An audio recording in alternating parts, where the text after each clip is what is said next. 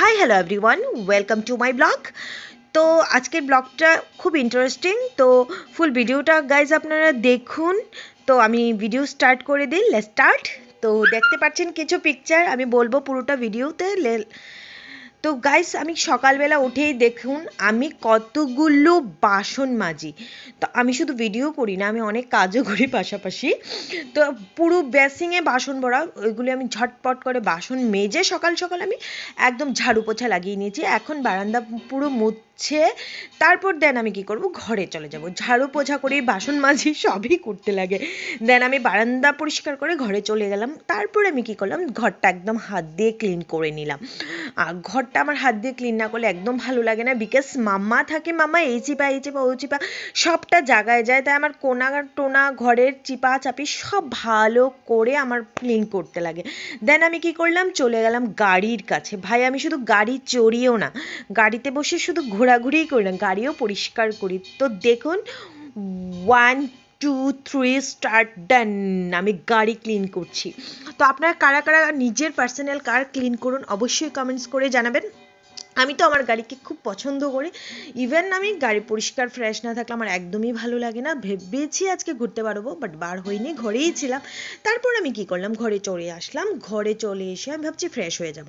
তো আমি ঝটপট করে স্নান করে নিলাম। আর মামা ছিল তখন ওর পাপার কাছে, ছিল। তো প্রসেনজিৎ তখন একটু ফ্রি ছিল বোধহয়, তাই বায়োধিকে নিতে পেরেছে। তো আমি জলদি জলদি করে ফ্রেশ হয়ে গেলাম।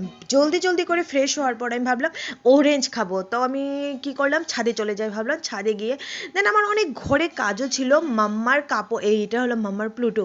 তো মাম্মার কাপড় চোপড়, উইন্টারের কিছু কাপড় চোপড় আমি বের করে নিয়েছি। ওগুলো আমি ভালো করে একদম ক্লিন করে রেখে ভাঁজ করে গুছিয়ে নিচ্ছি, একটা জায়গায় করে রেখে দেবো। তারপর ভাবছি কি করব। ওগুলো কাজ কমপ্লিট মোটামুটি হয়ে গেছে, চান টানো হয়ে গেছে, মাম্মার কাপড় চোপড় গোছানো হয়ে গেছে।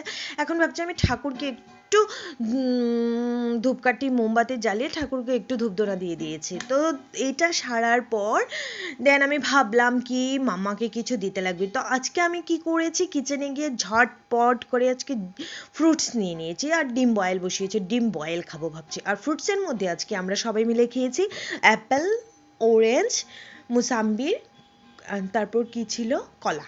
তো ব্যাস এগুলো খেয়ে টেয়ে মামাকে জুস বানিয়ে দিয়ে হঠাৎ আমাকে প্রসেনজিৎ ডাকলো। আমি এক্সাইটেড হয়ে গেছি ভাই, ওটা আমার জন্য সারপ্রাইজিং একটা গিফট এনেছে। থ্যাংক ইউ প্রসেনজিৎ, তুমি যদি আমার ব্লগ দেখে থাকো তোমাকে আমি লটস অফ থ্যাঙ্কস বলছি।